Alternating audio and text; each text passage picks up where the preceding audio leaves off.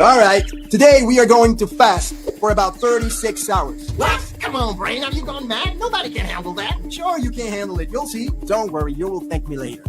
We'll be just fine, stomach. We still have a lot of glucose from the last meal, you see. And the brain will probably cancel everything when the hunger appears. I really hope so, intestines. A day and a half without food is too freaking long, man. 6 hours. All right, Pips. We ran out of all the glucose. Now things can get ugly. Nobody freak out. I got a reserve of glycogen here that I saved. Me too, bro. Look, we can run on this for a bit longer. How's the boss doing? Same old, same old. Doesn't look like he's changing his mind. Oh my god, look over there. Hunger is already crippling. Jesus Christ, I just want to be done with this nonsense. 12 hours. Now is the time to freak out. I just ran out of glycogen. I'm afraid me too, brother. Yo, Bustle! That is the pituitary gland. I'm gonna send you a bit of growth hormone so you last a little bit longer. Oh my god, this guy's so nice. Thank you, P2. Pancreas, help me get ketones from all this fat to produce energy. So you're asking me for glucagon? That's correct, my boy. Say no more. Here you have it. Lovely, lovely keto. Look, hunger is leaving. Maybe he doesn't like those keto. 20 hours. Oh my lord, I've never been so tired. Rain, on the other hand, looks as fresh as ever. I really don't understand. What the hell is that supposed to be? Ouch! What's up with the tingling? Oh my god, we finally have time to fix this cell. This thing is broken, this is a toxic protein, and this microbe, a la poubelle. Yes, that's much better. Wow! I'm being repaired from the inside. This is wonderful. 36 hours. Well, the boss was right. This is amazing. Bring on that sweet reset, bro. I didn't know how bad I was before. The best thing that happened to me this decade. Congratulations, everybody. I told you we could do it, and here we are. Now to celebrate, let's have a feast. What? Back to me, built on meat and energy clean. Don't to me, built on meat and Dit energy is wat ik eet clean. voor super weinig buikvet en super veel spierenmassa. Ik heb hier overheerlijke lamscoteletjes van mijn eigen lammetjes. Misschien hoor je ze wel. Een lekker stukje roomboter en een stukje kaas.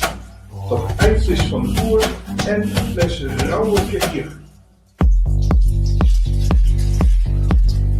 En dit is dus wat ik eet voor super weinig buikvet en super veel spierenmassa. Nou kom, we gaan weer verder.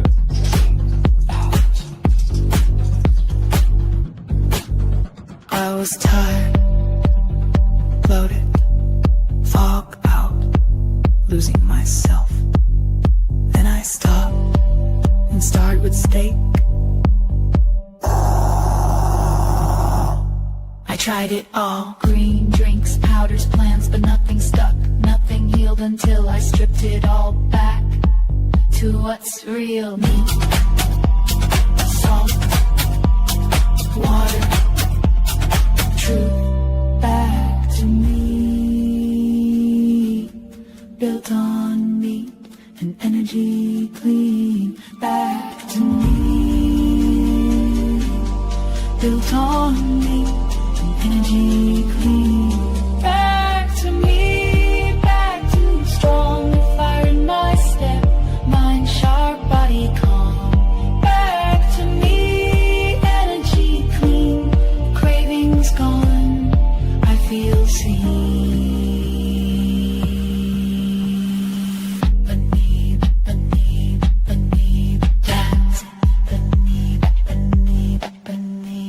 No blow, no crashes, no pills, just stay in stillness. I stopped chasing and started thriving. They said I needed fiber, they said fat was bad, but when I listened to them, I got worse. Now I listen to instinct, now I eat like I'm meant to.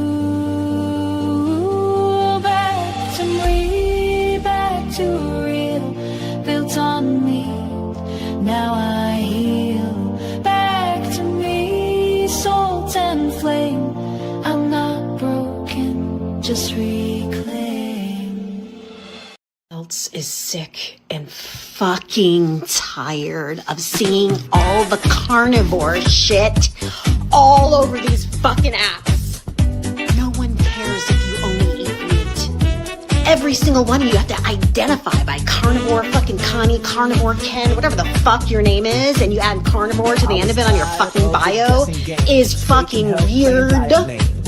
Weird. You're literally treating your diet like a fucking religion. A religion. A meat religion. Okay? Like, what in the absolute meat fuck is this shit? Your fucking forts with your eggs and your cheese and your fucking butter and your dates. Who cares? You can't shit. Your fiber intake is fucking zero, and you think you're just fucking trudging through life getting all healthy. Get the fuck out of here. No one cares. Your meat fucking ass, your meat farts, your meat sweats. No one wants to fucking hear. Well, it's Sunday. We are here. We're live. The boys are back in town, or their towns, or their countries, wherever we are. We're in Ireland, Netherlands, and Canada. Welcome into the Meat of the Matter. We do this live every Sunday, 10 p.m. Pacific, 6 p.m. in the UK and Ireland, 7 p.m. in the Netherlands and continental Europe. Peter is somewhere where he's not normally. That's so every week, guys. Go ahead. There are a lot of Dutch people here, but I'm not in the Netherlands. Oh, yeah. All right. Good. Nice. Looks beautiful wherever you're at. That's awesome. Today, boys, we are putting out interviews every Saturday now. Last one we just did with Coach Al Reeves. If you don't know who he is, go check him out on Instagram. He's proven that, 52 years old. Mark down, talk to him. 52 years old. He's in incredible shape, being a keto guy, pseudo carnivore, carb cycling, and we get into all those things. But our interviews are coming out every Saturday. And we did an interview, guys. This is a big topic today because as everybody knows, if they know any of us, we like to talk against the mainstream. And we did an interview with Krista Deweese at diabetic_GRRL on Instagram. And she told us about her Ozempic story. And, before we get into too much stuff, the video didn't do very well. Specifically, she actually fucking died. And she got overdosed, basically, by the pharmaceutical system, we'll call it. And, I would urge everybody to go check it out. It is on our channel. It's on one of our interviews. And today, Mark, you put out some stuff this week that, not only got a lot of criticism, but a lot of pushback and a lot of good stuff from the carnivores and from the people that promote this lifestyle. And, it's just this shit is going crazy. And, we're going to talk about it today. We're going to get in the weeds. We promise that we get, nothing's off the table. We want to be raw and uncut. 3 non-doctors, non-scientists talking about our experiences, specifically with the GLP-1 agonist, the Ozempics, the Wegovy's, the Mounjaros. And yeah, Mark, I want to hand it to you and just sort of your experience with the video that we're actually gonna watch. But let me know what you're thinking right now. Yeah, I'm the same as you, Tony. Like, we interviewed Krista about a month or two ago, and her story was absolutely incredible. I heard it twice, and I wanted to get her on our show because I just felt that her story needed to be heard. And how people haven't heard it yet is it's beyond me. And they must be pushing it back because everybody needs to hear this story. Everybody. And it's amazing because when we see people that are actually dying from these fucking injections or they're been hurt by these injections, it's not been pushed on the news. Not been pushed. But now all of a sudden we have this amazing celebrity, this major sports star, who just comes out with this rubbish during the week, and all of a sudden now it blows up. It was the same. Remember the sugar diet? Yeah. Mark Bell got a hold of it. All these celebrities got a hold of it, and now it's blown up. It's and then when I come along and then do a video and fight against this rubbish, it doesn't get anywhere near the views it should be getting, and it's very, very frustrating because all you're trying to do is you're just trying to give people a different voice. Let them see a different. That's all it is. It's like we're not forcing anything on anybody here. We're just giving you guys a different opinion. Because at the moment, everybody's convinced that if we're obese and our health is turned to shit, we have this solution, and it's a weight loss injection. No, not in my world, it's not. Yeah. And then Peter, from a type 1 diabetic standpoint, what are your thoughts on the Ozempic madness? Yeah, well, I don't have so much to add actually to Mark's words, because basically it's insanity to reach out for substances like GLP-1 agonist to solve problems that you can solve in a natural way by changing your diet. Usually, I mean, there might be some exceptions, and also in the context of a type 1 diabetic, where the hormone system is totally dysregulated, not only insulin, but also a lot of other hormones that are produced in the liver and the pancreas.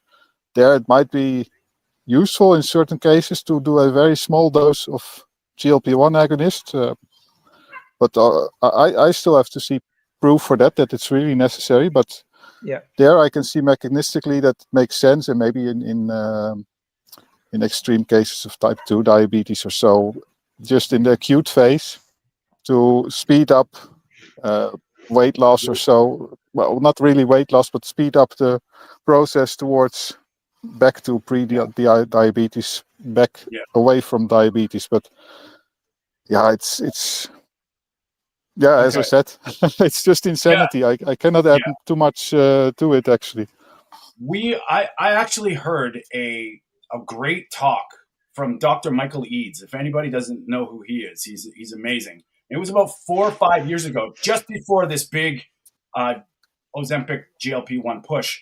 And he talked about the incretin hormones. There's 4 of them, and they get produced in your small intestine. And we're not going to go into too much detail about them, but I knew then how important these were in your digestion and absorption of nutrients and all this stuff.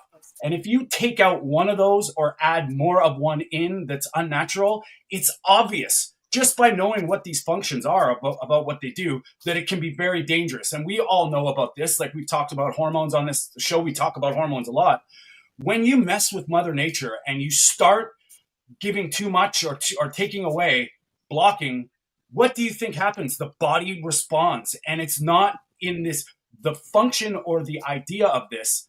There's the downward negative cascades that nobody talks about. So what we're going to do today, guys, we're going to put on Krista's a little clip from our interview with Krista. And guys, please bring this to the awareness. All the people in the comments, if you haven't heard our interview with Krista, please check it out. It's horrifying, and we'll give you a little preview right now about. And Tony, that's just. Go ahead. Yeah, it's just one thing that popped into my mind, and that is the fact that you mentioned messing with the hormone system, and basically also with the example I described in type 1 diabetes, you are still messing with the system. But in type 1 diabetes, it's an unnatural situation where your body produces too much glucagon and produces too much sugar, and you can argue that maybe in an acute phase of type 2 diabetes, it's also an unnatural situation. So maybe briefly you can use it. But generally, medicines, you use them anyway in an unnatural situation. That's the thing. And if you can solve a natural problem, which is caused by too much sugar or too much whatever in your diet, then it makes no sense. No kidding. Well, exactly, Peter. And that's where we're headed for sure. All right, let's bring Krista on here. To the free clinic, and I had a doctor prescribe Ozempic to me. And she said it's a very effective medication for lowering A1C, and it's great for weight loss. She said it's kind of new. She said it's not really new on the scene, but it's new as far as like it's becoming more well known through celebrities and people on social media and things like that. I was like, okay. So she gave me the medication. I picked it up that day. And then I injected myself with it that night. And when I woke up in the morning, I will have to tell you that I had never experienced this kind of illness ever. I started going blind. I was seeing nothing. Like, it was just black in front of me. Like, I could see spots of reality, but I had to crawl around on the ground to find the toilet because I was so nauseous that I just threw up all over the bathroom. And I actually passed out on the toilet while I was throwing up. because it was that intense. And woke up and I was like, what is going on? I need to call 911 or something. So I called my mom first and I said, Mom, something's wrong. I think I'm dying. You need to get here now. And she lives like 10 minutes away. So she came and she said, you don't look good. You look green. You look pale and green. She's like, we got to go to the hospital. And I was just throwing up everywhere. And she, took me outside. I had to walk my dog because I knew I was going to be at the hospital. So I walked my dog. I was like, I have to get my dog outside. So I'm out there with my dog. And she said, my mom saw me just fall to the ground, like fall on the ground. The dog came over and was like licking my face and she didn't know what was going on. She said I just laid there for about 30 seconds and didn't move. And so she came over and she said, what happened? I said, I don't know. I just blacked out and I just fell, and I said, how long was I there? And she's like, I don't know. It seemed like forever, but you were there for like 20, 30 seconds, just laying there. I said, the dog was like licking your face and trying to wake you up. And so I said, well, we need to go to the hospital now because this is scary. So we got in the car. I passed out in the car on the way there. I get to the hospital. I passed out in the waiting room. I'm just sitting there like, what is happening? And they would not take me in right away. It was just weird. It was like, I keep passing out. Can't you guys take me in? And they were like, oh, just 1 second, and so they put me, I was sitting in the waiting room, just like with this, barf bag. And I'm just waiting to, I'm just so nauseous.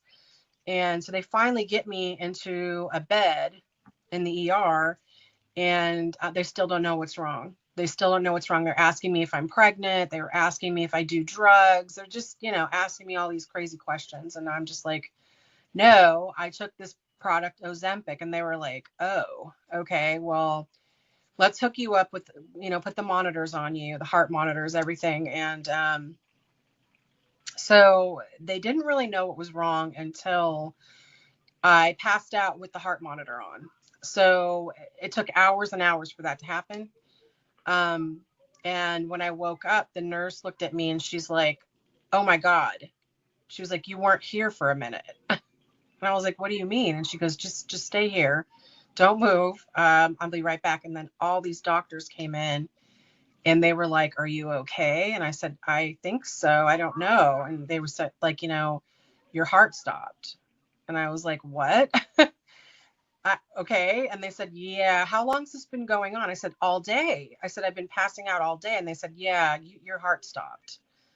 And I didn't know, I went into a panic mode and, they put me on as like an anti-nausea medication. They put it in my IV. And they said, every time you get nauseous and throw up, your heart stops. They found out that the doctor had overdosed me on Ozempic. They gave me way too much. They were supposed to give me 0.25 milligrams, but they actually gave me 1 milligram, which was a dose that somebody taking it for like 4 to 5, 6 months would be taking. Okay. So just hearing that, there's so many things that we can say, but, she got overdosed. And then when she went back, this is actually what they said to her. Is when doctors tell me I can go back on Ozempic because oh my God. They know my story and they tell me to go back on it. Wow. It's incredible. Honestly, it just makes me so angry. It really does. It just pisses me off. Big time. You know what I would take with that stupid injection? I'd take it and then I'd shove it right between their eyes. Like, are you kidding me? That's insane. I know. They said go back on it. The dosage was the problem, so it's safe for you to go back on it. And I'm like, I don't want to even look at that thing again. So that's just a little bit of our conversation. That was about a month ago. And everybody here, please go check out that interview. It is absolutely mind-blowingly horrific. Mm-hmm. And now, when we talk about what actually happened later, she couldn't even there's no help. There was no repercussions. They tried to gaslight her and say that I think wasn't that right, Mark? That she wanted to take the drug. That she wanted to. Yeah, It was her choice. they put the blame on her. That's what it was. They put the blame on her. They were blaming her. They were saying, "This is your fault. You wanted to take it. You wanted to lose the weight." Oh yeah, it's just honestly, it's a sickening interview. It really is sickening. And and what really breaks my heart is that interview basically was probably the worst viewed video that we did. And is it because of them? Is it because of we don't know. But it's very, very interesting how when we start talking about this, and I did look around social media, and there is more of an awareness. And I think this is something that sort of happened, which I will try and get a better view of this here. This is happening. Sorry. Oh yeah. Yeah. Oh, I'm getting a little glitchy here. Hold on one second. So hopefully that is actually really happening. But unfortunately, Krista's on the short end of the stick of this because she was before all this stuff happened. Unbelievable story. And if you want to talk about medical error, unbelievable. She mentioned that she went to the pharmacist, and the pharmacist even warned her. They said, "Oh, this is a high dose. Like, you're gonna have to watch the interview because, I think I was probably the most charged up I've been watching an interview." I think we all were, Tony. Yeah, and now, because we're trying to bring this stuff out. Mark put up this video this week. Now, if we just heard Krista, say her side and what happened to her. Now let's take a look at what Serena Williams has to say about this. And I want you to pay attention how nonchalant and how she says it. Okay, let's go here. Wait, I'm playing professional tennis. I'm literally training 5 hours a day, and I would always work my way to one point of the scale, and it would never go below that. And so for me, eventually when GLP-1s came out, I was like, no way, no how, that's not for me. Don't sign me up. Yeah. But then, I looked at it as a sport, as an opponent. Okay. Like I can't beat this opponent. No matter what I do, I have to try something different. Tried something different. It didn't work. And so eventually I just, I saw my friends using it. I saw a lot of people on it, and I tried it, and it actually worked. Okay. So now the question is, was that paid? Was that an endorsement, basically? How much? What did you say, Mark? Before we went on, it was like 250. The Serena Williams is worth $250 million. She's worth $250 million. Now her speaking, I just tried it. It's like if she was an elite athlete at top peak condition. Do you think any decision she makes is, I'm just going to try it? Really? Yeah, exactly. Yeah. That does not make sense to me. No. None at all. And did you notice as well that the company that she works for and who are selling these injections, they're actually selling them at a fraction of what the pharmacies sell them for. So I think it's like $45 or something like that. So they're going extremely cheap. Honestly, it's gonna blow up. After this video that she put up this week, if we thought Ozempic is popular, if we thought it was popular in the past, it's gonna get even more popular now in the next few months because of this. And when you look at her Instagram profile, 1.2 million people she has following her. So 1.2 million people are gonna watch this, and these people that are suffering. They probably have type 2 diabetes. They're struggling with their weight. They've tried all the diets, similar to what this woman has said. She's done all the training. They're all going to listen to this fucking woman, and they're all going to be like, okay, if this woman is doing this, this woman's a sports star. She should be able to get in shape, no problem. If she's telling me that she struggled to get in weight, then I know there's something wrong with me, and that's what really pisses me off. That's what really gets me going. Now, I've had a couple experiences with Ozempic and a couple clients actually. I just tried Ozempic. They say it like it's there. There's no awareness. There's no education about the possible and most likely side effects that are serious. Now, I have a theory, and I believe this is probably underrated because, like, we all talk about the microbiome, we talk about leaky gut, we know what grains and all the processed food does to our guts. If your gut is not well and it's broken, what do you think this shit is doing? You know, there's the completely other side. Now, I know Dr. Ben Bickman did a great sort of explanation of what it did, of what the GLP-1 agonist actually does. And the biggest takeaway I got was gastric paresis, which means your gut seizes. We all know peristalsis pushes the poop down the chute. If that stops, what do you think happens to you? Like, and then the cascade in the brains and the like. I mean, just Krista's explanation of how this worked. This was not like 2 weeks, 3 weeks, 2 years. This was instantly with a high dose. Like within hours, she felt that. Now you have this Serena Williams. Ha ha ha! Oh yeah, well I just tried it. Like, are you? What the hell? And then we get silenced or we get pushback from the powers that be. And this is just another indication of why these talks are necessary. And I mean, I don't mean by us. I mean by everybody. We should be all on board with this. And I mean, first of all, they sell it. What is it, $500 or $600, depending on which country you are. And now it's in pharmacies and different health stores where they have license to sell. I've seen advertisements here in Canada on these little billboards. Get your Ozempic here. Are you insane? Like what? I seen this last year when I was in America last year, Tony. Every time I switched on the TV, every second ads, they were popularized. These injections were so popular, and there was no mention of how bad these are, the side effects. It was all, they were actually commercializing all this. They were all like, okay, you need this in your life. They were actually they were getting people involved, making it look fun. Exactly what they do with all these marketing strategies when they put these cereals on TVs. They know exactly how to sell it to the kids, and this is what they're doing with Ozempic.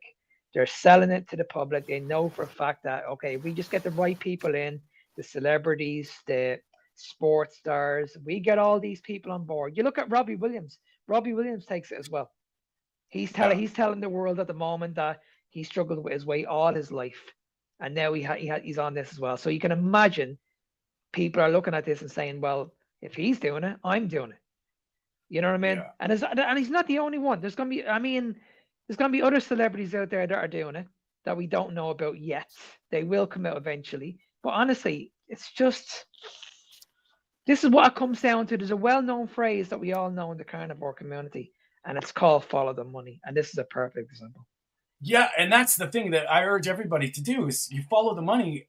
Don't be fooled when it arrives to something you don't like, and it's over and over and over again. And Cows and Cotton Clothing, thanks for coming on. Sharon Osborne as well. Yeah, that's right. These are. I would urge anybody. You know, we're gonna have two sets of people: the people that get attracted to this for the vanity, and then the people that are really, really struggling and trying.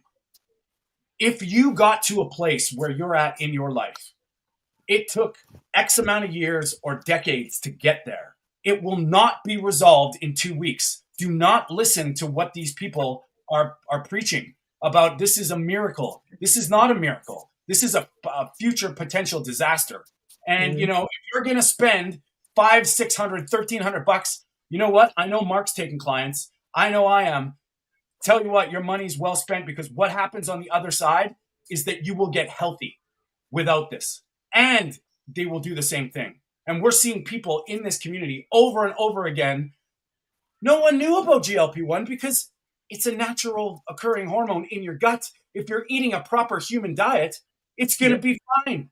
And these are the natural mechanisms that happen when we eat a natural diet.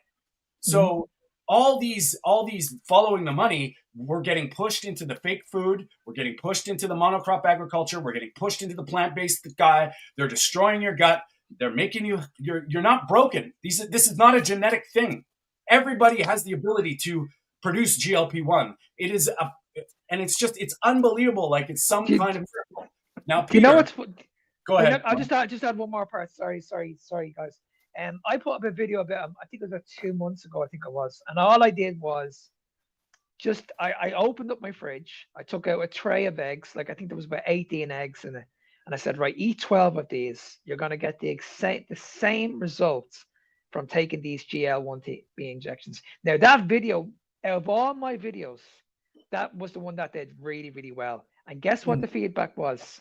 People were saying to me is that if they eat too many eggs, you're gonna get these people heart disease. Yeah. So they didn't they didn't give a shit about injecting themselves. Yeah. They were just like, okay, if you eat all these eggs, this is what's gonna harm you. Honestly, go back and look at the video. Honestly, it's unbelievable. You want to see the comments on it. And I'm like, holy shit, is this really? And these were actually coming from experts in the fitness space. These fitness experts were saying to me, okay, listen, you can't tell people to eat 12 eggs. You just can't. And I'm like, you're telling me I can't get people to eat 12 eggs, but you're saying that if you guys don't know what to do and these people are not losing weight on a low calorie diet and you're running out of options, our only solution is a weight loss injection. Really? Yeah. Well, do you know what? Fleur just mentioned this a few years ago. She went for a walk with a friend and kept throwing up in the bushes, couldn't control it. Well, my first experience with Ozempic was my ex's sister. She went to a weight loss doctor and they put her on Ozempic. And I'm not judging. She was obese, but what happened after that? And this was just when I started into my nutrition, sort of my journey. She didn't change a thing. She just ate less of it. So she was eating less McDonald's, drinking less pop, drinking less. It was ridiculous. And I knew then, I was like, holy crap. And this is the medical system. And that leads me to Ron. Shout out to Ron. Thanks for chiming in. He's had 2 weight loss surgeries. Nobody said nothing about this. I wish I knew then what I knew now. Yeah.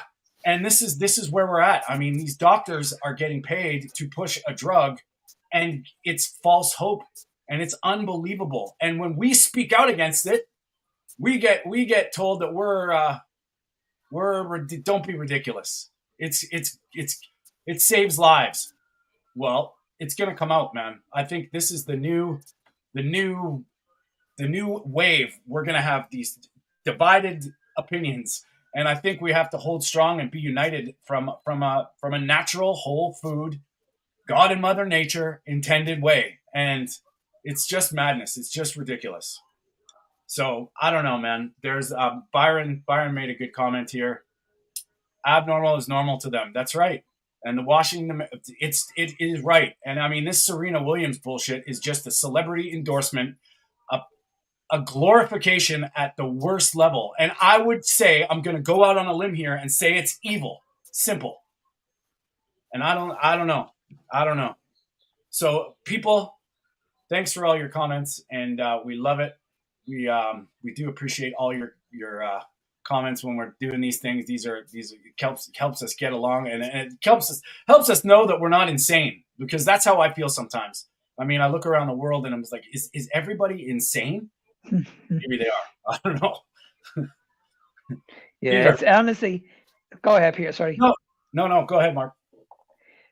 No, I was just gonna say, and I'm just gonna keep on saying it. If it was easy as just calories in versus calories out, then you just need to look around. We wouldn't have a major health crisis at the moment. It's plain and simple. We have it like, you look at insulin resistance. Every second person is walking around with some sort of insulin resistance, whether it's obesity, type 2 diabetes, high blood pressure. The list goes on and on and on. Every second person in the world has at least something going on in their life. They're in pain with arthritis. You know, I mean, we only need to look at young teenagers. We had Alia on a couple of weeks ago talking about endometriosis. I saw another young girl this week on TikTok who was only 15 years of age, and she has to wait 4 years. 4 years to get surgery. And I reached out to this woman, and this woman said to me, like, listen, you're crazy. Like, we've done it all. The doctors know what they're talking about. We don't want someone on the internet spreading lies. This is what I was told. And I'm like, okay, well, listen, there's only so much you can do. There Yeah. really is. There's only so much you can do. So, but it's hard. It's absolutely heartbreaking when you see these people. They're in so much pain and they're absolutely convinced that their best interest is the health system. No kidding. And That's what it all comes down to. And Mark, like we coach and we help people. Every single one of my clients, when I'm working with them, you have to get this in the head that it's slow. If you want to lose 20 pounds in 2 weeks, we can do it. Sure, let's go. It's going to suck. You're going to be suffering. You're going to be worse. But over time, reversing all the damage that you've done over decades, the slower it will happen. It will happen. When you get healthy, the weight loss will happen because it has to. And, all of, like Mark preaches this all the time. It's our cultural, it's our modern day systems that are failing us. It's not the natural way. And shout out to the hunter-gatherer mindset. Brian, thanks for joining us today, buddy. And I'm pretty sure I know how you feel about all this nonsense. And that is it. It's a mindset. It's a lifestyle. We all talk about the carnivore diet. Well, it's the Peter, Mark, and Tony diet that we're on that have done things for us. And everybody that we're sort of involved with, you see, and we all have these iterations. And it comes down to a proper human diet or a framework of some kind of nourishment first, and, all these, I'm not saying hormones don't have their place. There's people that, may require them. But when you mess with God and Mother Nature, you're looking for trouble, especially if you don't change your lifestyle.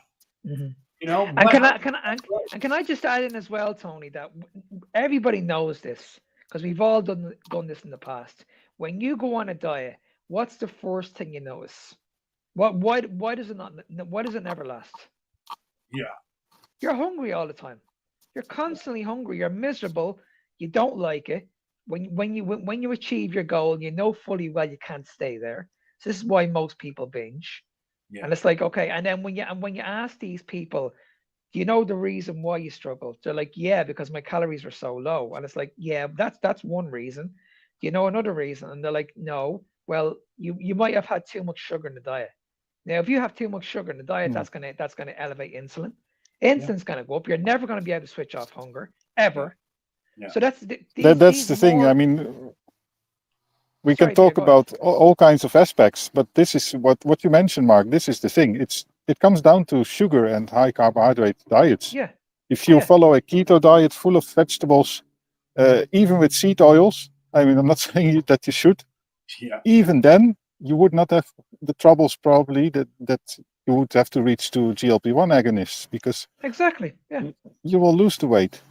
Yeah. Because at the end you don't need to be carnivore. No, at the end of the day, these injections do the exact same thing what the carnivore diet does, but nobody wants to hear this. Yeah. The carnivore diet shuts off hunger. It controls leptin. It controls our ghrelin levels. It brings our insulin levels down. It controls blood sugar. These are the factors I always hear when I'm hearing from these GLP-1s. They'll always say, "I struggle with food noise.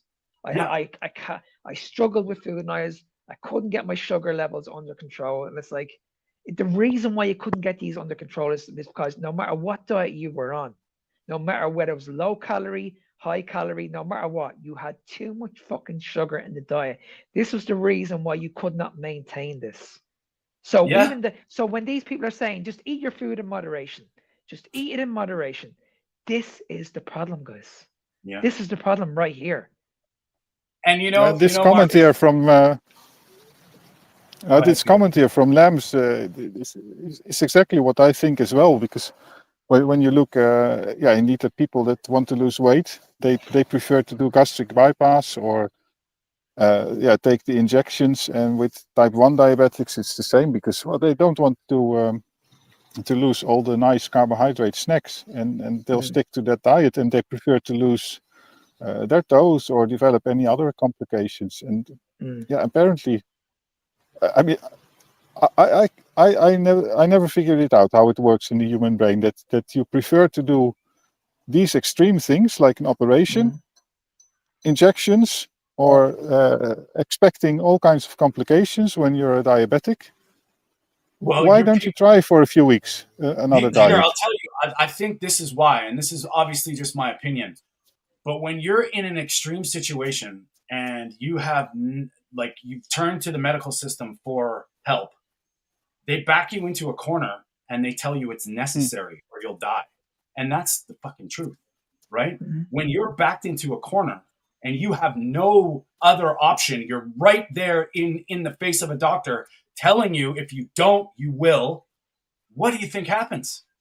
All of a sudden, all your rational thoughts, all your your prevention mechanisms are gone now. Now it's survival mode, and you're being presented with a solution that is, if you don't know any better, that's the only way. And that's well, yeah, and oftentimes, of course, you don't get to hear the alternatives even. So then you cannot even reason about it. That's the thing. And when you think about it, when people go on a low-calorie diet, it's either going to be 2 macros that are going to be getting decreased. It's going to be protein or carbohydrate because they don't go near fats. Nobody goes near fats because according to what we were told for a very, very long time, when we look at calories, fat has 9 calories per 1 gram. So this is why people don't go. This is why people focus on the calorie model, and they always push people towards carbohydrates and proteins, because for each macro, proteins and carbs, you're getting 4 calories per gram. So it makes logical sense that when you want to add this all up, it makes sense that obviously the lowest calories is going to help you lose weight. But we need to understand that the human body is not a calculator. We don't run off. The body doesn't work that way. Your body has no idea what a calorie is. Nothing. Everybody's saying this in the comments. Your body runs off hormones. So it like what we've been mentioning. If there's a problem with insulin, you guys are going to struggle. You're going to struggle. You're going to notice hunger is getting out of control, cravings are getting out of control, and if leptin is out of control either, and you're not actually controlling this is when it's going to get out of control, big time. And that's the thing with all of us that we've come to realize. I'd love to know what people think in the chats about their hunger signals. Once you start adopting this way of eating, this human way of eating, we'll call it. It could be very, very broad spectrum here. How we recognize the difference between hunger and I need to eat. That's why everybody can start doing their own iteration of some kind of fasting, whether it's 1 or 2 meals a day, even 3 meals a day. You start to organically go towards what actually makes sense, and your snacking goes away. You made a very, very good point there, Tony. When we look at the standard diet compared to the carnivore diet, you'll hear people say that the carnivore diet is a form of an eating disorder. Now, I struggled with an eating disorder for a very, very long time. For me, the reason why I struggled with an eating disorder is I was constantly thinking about food. Like literally every 2 hours, 3 hours, it was on my mind. I need to eat. This is where we see this. We need to eat 6 times a day. We need to have 3 meals, 3 snacks. Whereas with the carnivore diet, it's very, very easy because you're only eating when you're hungry. And it's such an amazing feeling when you put enough food on your plate and you eat until you're full. And that's it. There's no complications. It's just like you eat until you're full and that's it, you're done. And Brian just mentioned the hunter-gatherer mindset. Just the hunter-gatherers had no calculators. Think about that. What that means. We created meal times. We created breakfast, lunch, and dinner. And thanks to John Harvey Kellogg, one of them is the most important meal of the day, which is absolute bullshit. But it's a label. You have to eat lunch. Dinner time is this. When we were providing for our families and our survival, we would have eaten the shit out of the food when we got it, and we would have been trying to get food after. When would they have said, okay, come out of the cave, it's breakfast time, everybody? Bullshit. That wouldn't have happened. And I know people kind of argue that, well, we've evolved. But who's evolving who? Who's been putting all these fallback foods are now being pushed as the main staples. And this is stuff that was meant to help people survive, help people not starve, now are getting pushed as you need to eat 6 to 11 servings of grains. If I'm not mistaken, the whole idea of eating 3 meals a day at fixed times started in the Industrial Revolution with all the laborers working at the fabrics. And they had breaks to eat, basically.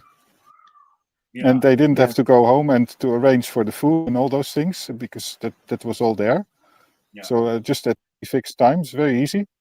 Yeah. But certainly that was not, well, maybe in some way it was also intended for health, because they would have, in those times it made sense. If you have 3 meals a day, you are certain of getting enough food. Yeah, no But shit. besides that, I mean, I don't think it was really a health-related matter.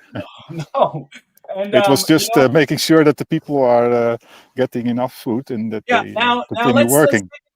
let's dig into this Kellogg's thing a little bit. Like someone just mentioned in the comments.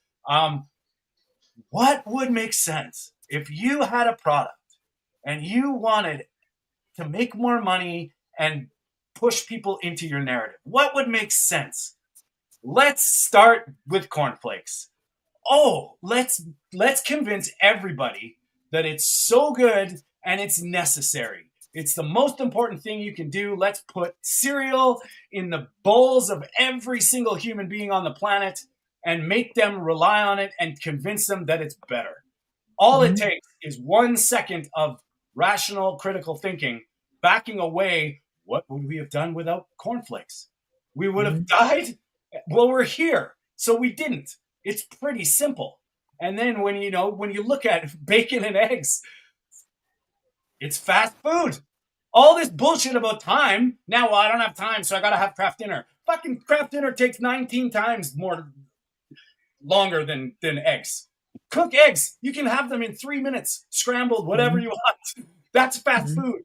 Has anybody in the comments been into a McDonald's or a fast food chain lately? You sit there and wait in the drive-thru. They pull you over, and it takes an hour now. Like when I was a kid, I used to go to McDonald's. It was like Happy Meal. There you go. You're out of here. Now it's like, oh, pull over to the corner, please, and wait. And I mean, I don't personally eat fast food as much as I humanly don't do it, but friends of mine do, and I watch this, and I watch them freak out about their, first of all, meal times. Oh my God, I got to eat now. What do I got to do? Oh, I got to go to this fast food because it's convenient. And it's like, wow. And they're like, aren't you hungry? And I say, no. But we just did this thing for 6 hours. You got to be hungry. And I'm like, no. Then they say, it's just you. So is this just me? Is this just Peter? Is this just Mark? Is this just 158,982 carnivores on the planet talking bullshit? Maybe not, right? It's unbelievable to watch this stuff. And then, don't worry about it. You got Ozempic. So I'm tying it back into that, right? Now we broke you. Here, we'll fix you. And you think that's a fix? Well, that's the mindset kicking in. Peter, what would happen if you took Ozempic? Like what your, like with your thoughts and like with the insulin and all that stuff, what would happen? It's just adding more fuel to the fire, I think, because I was thinking a moment ago, the whole idea of people staying on carbohydrate-rich diets and with a lot of junk foods and all these things, and then injecting Ozempic, I mean, it's the same idea as anyway, that's a bit long comparison. I was thinking of a comparison, was a bit difficult to explain. But anyway, with type 1 diabetes, you have the same. You also stay on a carbohydrate-rich diet, and then you start to inject huge amounts of fast-acting insulin. And then, are you going to blame the patients for getting into hypoglycemia and hyperglycemia and getting complications? I don't think you should, because it's impossible to manage to restore, let's say, the natural homeostasis of insulin and glucose in the body. And with GLP-1, it's the same. You're just messing up the whole system. Because Peter, in your context, like you've mentioned this before, the fiber fucks things up. Like it can, like the gastric emptying and the absorption. Yeah. You mentioned gastroparesis. That's a thing that also happens in diabetic people anyway. So I find it curious then actually that with GLP-1 it's also a side effect, because GLP-1 is a medicine against type 2 diabetes. So I don't know how that mechanism works. So it's via another way apparently. But gastroparesis is very troublesome, because you'll get emptying of the stomach with a large delay. So you can be injecting insulin, for example, and go very low in blood sugar, and then later on you go very high. So it makes things very unclear what's happening. Just like with a lot of fiber, what I mentioned another time, and I think I also experienced it a little bit myself. It becomes more unpredictable, and you get frustrated because you get just the simple rules. Just as if it's about calorie counting, basically, that sort of rules you get. And in my case, it would be just inject the insulin, the right amount, and then you'll be fine. You be sitting there going GLP-1, insulin, GLP-1, insulin. Oh shit, insulin. Hey Peter, you got to eat something. But GLP-1 is actually GLP-1 is even more difficult, I'd say, because that's a thing you injected probably once or twice a day or so. It's not like really immediate, right? Yeah, I think so. I think Yeah. I think it's dosed. Yeah. For sure. It makes totally no sense. Cows and Cotton Clothing Company. If we scale that up to a general population, like think about it, that's 5% of the population. 5% or 5% of the people on Ozempic. 5%. Gastroparesis is and that's diagnosed probably because it's not like a black and white thing. Huh? No, exactly. Now that's, I think it's up to all of us. I appreciate everybody here talking about this stuff. We need to push this into the people that need to hear it. And you know what? If you're just listening to this and this is new to you, I'm going to just go out on a limb here and say, if this pisses you off, good. Learn about it. If you think we're just a bunch of heretics talking nonsense, well, dig into what we're saying. Dig into Peter. Go follow Peter on his profile and look at how necessary it is for him to be specifically tracking and going with his diet. He needs to know what he's doing, or else it's life-threatening. There's another thing that I fear a lot, and that's it's obvious, of course, when you stop with GLP-1 that it's difficult to continue with the same diet, and you might not have really had the learning experience which you would get when you do carnivore diet, because you change your diet a little bit, of course, you eat less, but you don't go through all the steps that you do on a keto and carnivore diet or low carb or whatever. Just you learn so much about food and other things, but then that's a difficult thing. But also if you have these side effects of gastroparesis and you might get off of the GLP-1, I think that with a lot of issues, with this type of issues, they can remain. So also I honestly believe the biggest factor I see with women, especially with women when they go on these GLP-1s, is you can clearly see they're losing muscle mass. Now, honestly, we haven't even started. Muscle mass is the biggest problem right here, because if you are losing muscle mass, this is going to have a direct impact on hunger. So if you think your hunger levels are bad, they're going to get even worse when you come off these fucking injections. And so how many people? Sorry, Tony, go ahead. How many people have you helped, Mark, that see this? This happens. The scale stalls, but your belt size goes down. Your cheeks get a little bit less puffy. You start to just get less body fat percentage. Muscle weighs more, so it's actually a good thing. It's not necessarily. And that's why we need to move away from the skinny look. This skinny look is ruining the health space. It's ruining the fitness space. Women should be thriving as they get older. This is what I always say to women. Listen, you should be getting better every year. You should not be in a situation where you're in a deficit every single year. How many women watching this right now do this all the time? They'll do a 3-month weight loss program. They'll put the weight back on, and then 3 months later they lose the weight, and they do it over and over and over and over and over again. And then they ask the question, why am I not changing? Why isn't things not getting better? And the reason why things are not getting better, you're constantly on this hamster wheel. That's all it is. You're not changing anything about your life at all. And all the while getting closer to sarcopenia and osteoporosis without even knowing why. Yeah. Right. And that's a big issue, Tony. That really is a big issue. When we get older, like the one thing we don't want to be losing is muscle mass. Yeah. Frailty. We don't honestly, this is the key to longevity. This is what's going to keep us all thriving. This is what's going to keep us all healthy. Now, I'm not saying anybody needs to go to the gym. You can do body weight workouts, there's calisthenics, there's many workouts you can do. But I'm just saying that the one thing we should always prioritize as we get older is not going around and running. If you like doing running, that's fair enough.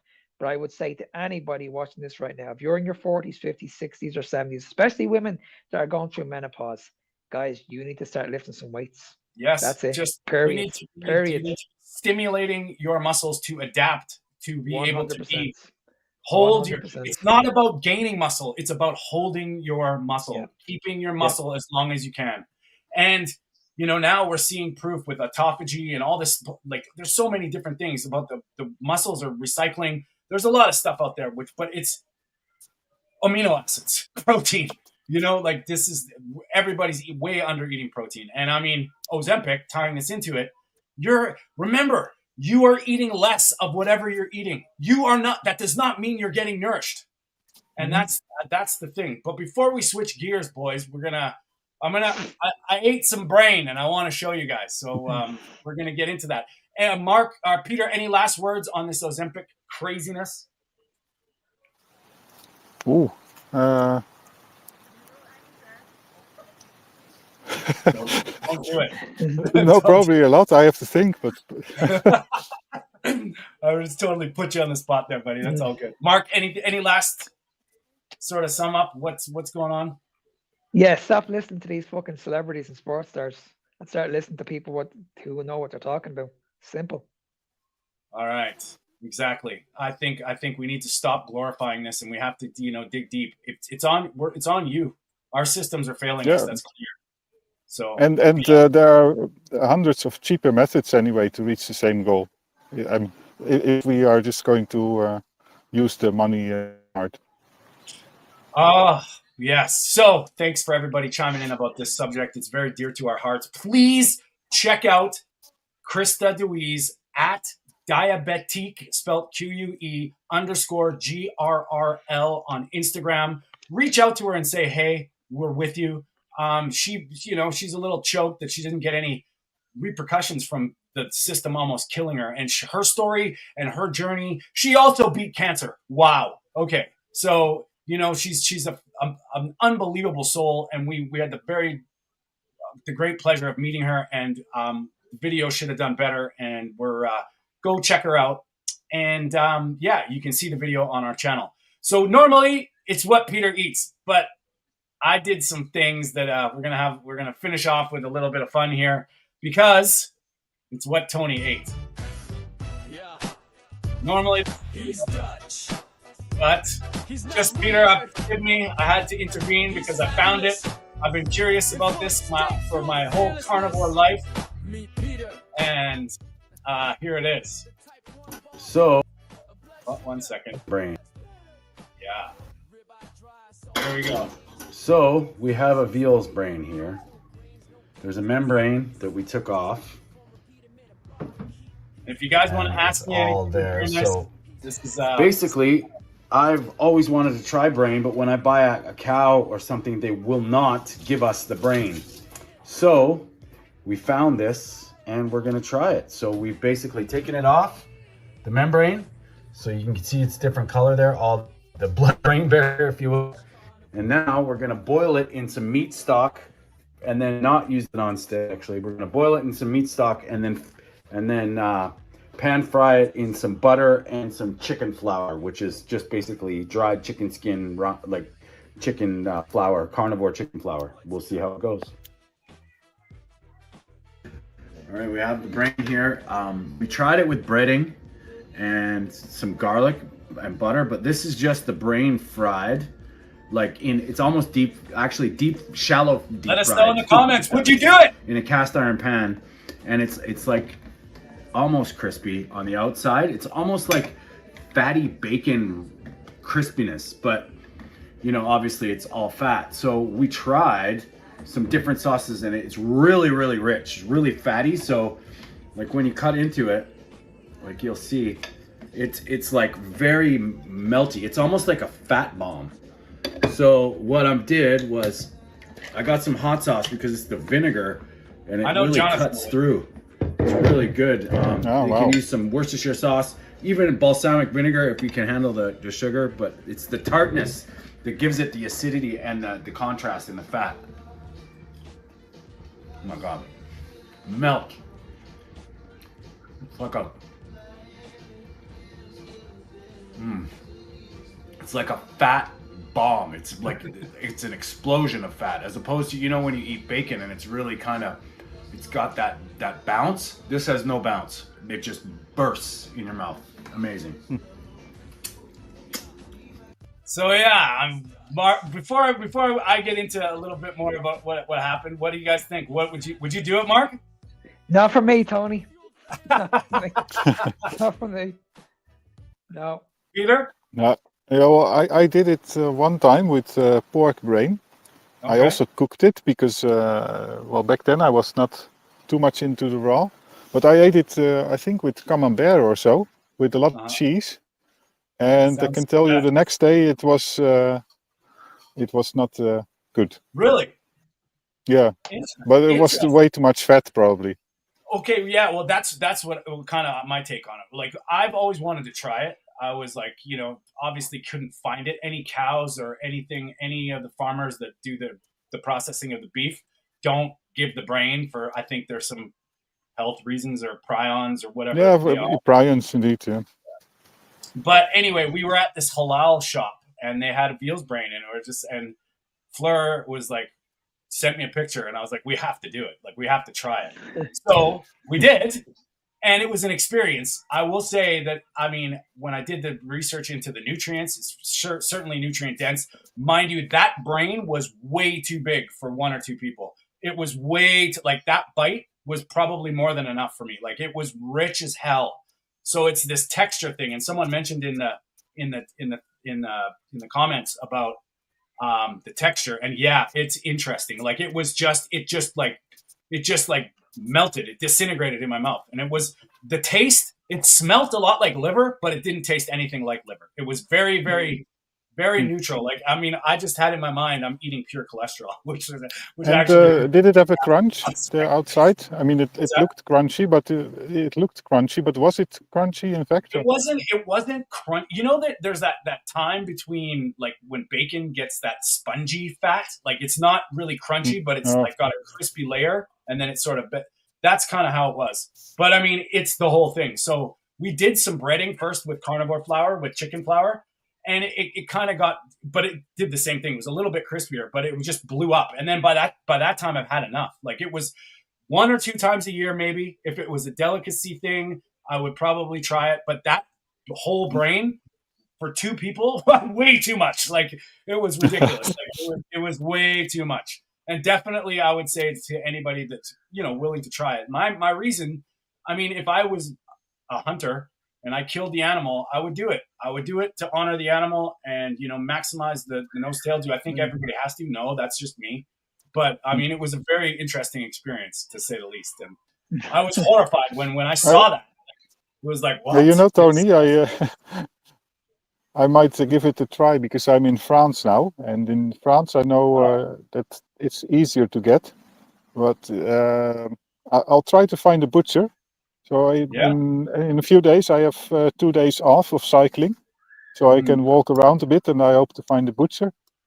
Because here in France you get all kinds of amazing stuff, with ducks and geese. Tanya, sorry. What I've had squirrel brain before. That would be interesting. That would be like an hors d'oeuvre. That would be the right size for a brain. I think it's pretty funny how that happens. But I mean, a pork brain is also smaller, actually. Yeah, because it's way smaller than what you had. I'll probably like Fleur was talking about trying a lamb's brain, which, you know, I'm down to try anything. Like, I mean, my tastes have changed on this diet for sure. Like, I mean, I didn't eat eggs till I was 42 years old. I swear to you, I couldn't stand the texture. And then I would realize how nutritiously dense they were, and I was like, well, I'm going to force myself. And now I'll eat eggs at any style. So it's, you know, things change. Oysters as well. I hated oysters. I could not. If I smelt them, I would, you know, want to throw up. Now, every once in a while, I love them. So things change. But the brain was interesting. It was an interesting one. And I was like, okay, and Peter, you mentioned it, like, let's what Tony eats. So I was like, yeah, let's see. So Mark, no way, you would never do it. No, I can't even get past. I can't even get past the liver, guys. I've tried liver a few times and I can't swallow it. You I know have it what? in my mouth and I just cannot swallow it. With the liver, I will tell you, man, I'm the same way with liver, but I do it raw, and I can only eat liver raw. I cannot eat it cooked. It does something to the taste, and the raw liver is like really just really. I was surprised because there's one thing that I can't do. I don't know how anybody else feels about this. Is kidneys. I can't. I don't like. Oh yeah, yeah. Don't. Kidneys actually, in a way, are easier to eat cooked. Really, especially also if you combine it with something with onion or bacon or that sort of things. The only way I can eat kidneys is put it in a pot with a bunch of other stuff, and then but I don't eat the kidney. I just hopefully get the nourishment because I'm like that's my stuff. I'll eat brain, but I won't eat kidney. So, well, boys, you know what? It's come to that time. I love today. I think this awareness about Ozempic, like, brains aside, I think if everybody started using their brains and was able to by getting nourished first, you might have a difference of opinion on Ozempic, because I think the awareness and the counter argument has to be there. And I think what we're trying to do is get this message to people that need to hear it, because man, the odds are stacked against us. Mark, you're proving it every day when you go up against the mainstream or the logic, and then the videos get pushed back. And I mean, I know, Peter, it's kind of funny how we get popped when we eat things, but when we say things that matter, it seems our videos go a little bit they don't go our way. So we're going to code this differently. Ozempic will not be spelled Ozempic in the titles. We're going to try and get it to maybe jump the algo a little bit, but it's important. And Krista DeWeese, fantastic girl, like an unbelievable soul, and check her out, please. Diabetic Girl on Instagram. And of course, our interview with her is on our channel. Just go check it out. We appreciate all of you. Thanks. And if we haven't mentioned yet, thanks for the comments. And we're doing this live every Sunday. We're bringing it. I've just started going back on Instagram Live now that I got I'm eligible, and we're going to hit hard. No more punches pulled. I mean, when we all decided to do this podcast, we wanted to get into the weeds a little bit, get into the stuff. So be it. If we get strikes, we do. Whatever. We're going to keep pushing our message and keep pushing it stronger. And we really do appreciate all the questions, comments, and the engagement. Please like and subscribe to the Meat of the Matter podcast channel. That would be great. And before I say my spiel, Mark, any last words? And where can people find? No, as usual, guys. Thanks for tuning in. We're doing this for you. And if there's any topics you guys want us to talk about, you can always reach out to us. This show is about you guys. So this is what we're trying to do. We're just trying to add a different voice to the voice that we're listening to at the moment. So yeah, thanks very much for listening. And if anybody wants to reach out to me, I'm on all social media. I'm on TikTok, I'm on Instagram, at FitnessBeyondTime01. And if you guys want to reach out to me directly, you can send me an email at nsmark93@gmail.com. And please also check out Mark's Carnivore Evolution podcast. It's on YouTube, Spotify, and Apple Podcasts, where he sits down with people one-on-one, gets these stories. It's a little bit more in depth. And yeah, it's a great way. Mark and Victoria, bless you. Thank you, Victoria. You're awesome. And Peter. Well, thanks everybody for watching, and I'm happy to see actually that the view count is quite good this time. So we reached some people with our Ozempic story, I think. My name is Peter. I'm the French Carnivore, and you can find me on all socials. You can find him all over just for 1 week. Just for the French Carnivore. That's but awesome. We'll get to see some French delicacies anyway. And just before we get going, we have Dr. Kiltz coming on. We've got an interview with him this week. We will get that out as soon as humanly possible. Also, our past interviews that will be coming up in the future. We've got Christopher Brandlin, who's one of us. He's a carnivore. He's had a crazy medical experience. He's running for Congress. So all the international people, like once you hear him speak, you will understand he is definitely one of us. Follow him on Instagram.